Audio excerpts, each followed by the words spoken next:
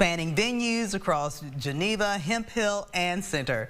East Texas News Weekend's Melly Valencia was at this morning's church service and has their story. Never forget where you came from. It's a phrase we've all heard, but for one family in Geneva, Texas, it means everything.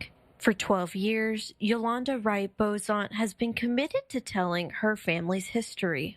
Everyone you saw inside that church are descendants of the formerly enslaved people, the freedmen, the pioneers who were in this state before it became the state of Texas.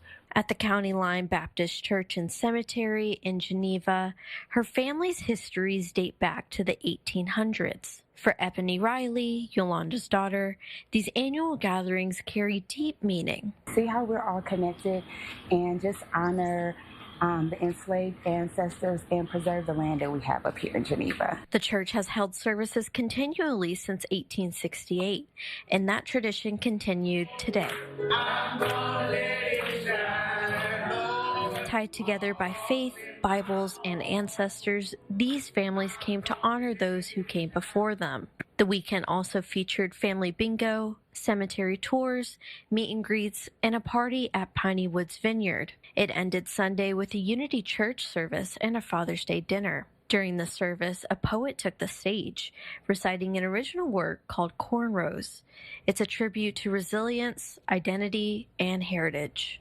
Every lock, every strand, braided, nappy, kinky, curl, straighten, our crowns displayed our uniqueness because we are and still are Nubian princes and kings and queens.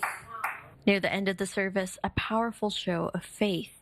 Everyone, hand in hand, shoulder to shoulder, praying together, singing together, where no one was a stranger.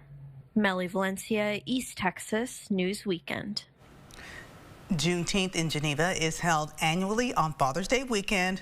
All events are free. All of them are open to the community.